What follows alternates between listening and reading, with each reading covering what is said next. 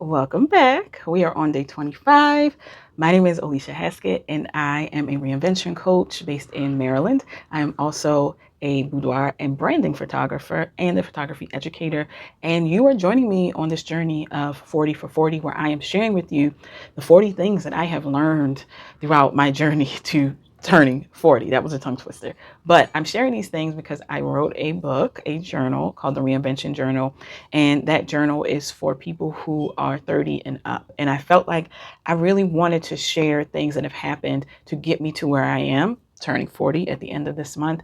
And I wanted to give people space, especially young people, to see how these things work out, like what you should do, or give you a little bit of sneak peek of what you should do. And I say this is for my young people from maybe 13 to 30, right? And I say young people, even though I'm just turning 40, but I wanted to give back. And so this is me giving back.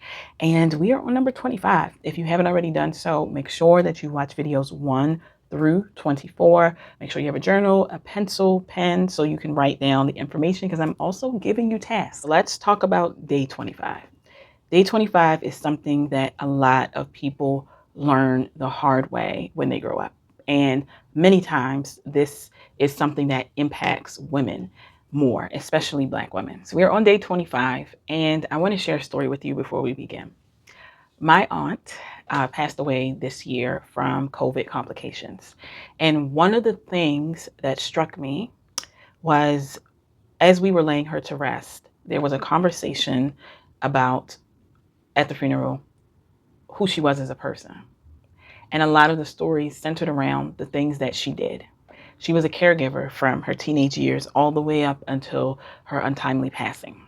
And within that space, I remember people going up to the podium. I think there were only 5 people at the time. Excuse me. And they all talked about how she gave and gave and gave and gave and gave.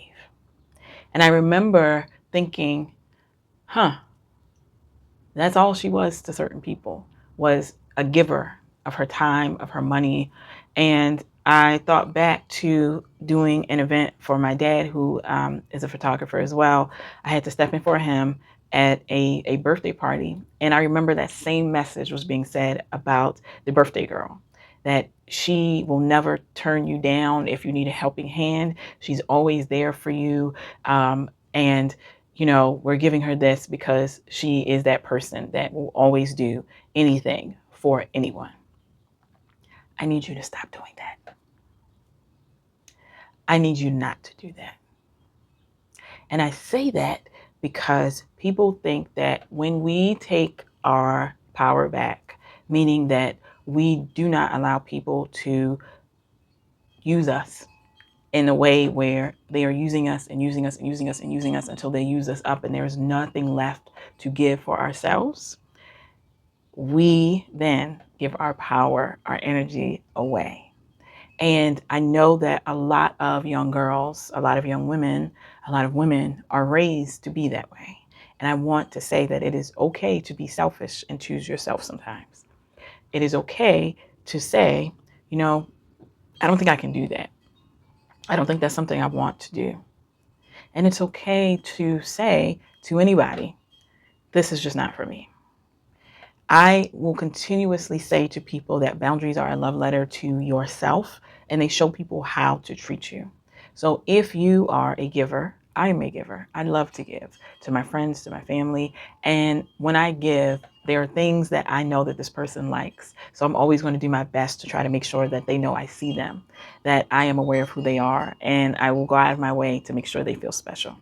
And sometimes that reciprocity does not come along.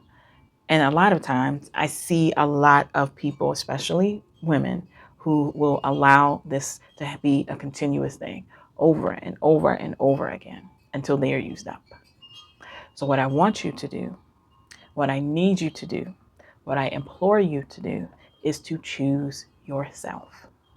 Choose yourself. It is okay to choose yourself because you come in this world by yourself and you leave this world by yourself. Now, I'm not saying that you don't need community because I am not about that life, right? You need community. You need people who love you, who cherish you. And there are some people who will take advantage of you. So, understanding That difference is going to be important as you grow. And understanding that if you're talking to someone, if you platonically, familially, and I hope I said that right because I don't know, familially, and if you're talking to that person and you ask them, what do you like about me? What do you love about me? And the only things that they could say are things that you do for them. It's time to reevaluate that relationship. It's time to think, is this the relationship that I want for myself? Because this person can only tell me things about the things that I do for them, the ways that I serve them, the ways that I perform for them. But they can't really tell me anything about who I am as a person. With your journal, pencil and paper, I want you to really take inventory. Take inventory of the people that are in your life, the people that you've invited into your life, and think about these questions, right? How do I show up for this person? How does this person show up for me? If I ask this person what they love about me, what I bring to their life, what would they say? Would it be all things that I do in service of them? And I want you to think about this. Take some time. This is not a one and done situation, one and done prompt. This is a reoccurring thing where you are able to take stock of how people in your life are with you. Again, this is day 25, and I want you to pick yourself first. I will see you tomorrow for day 26. I hope if you are watching this and this is your first time, welcome. Make sure you watch day 1 through 25 so you can catch up with what we're doing in the 40 for 40.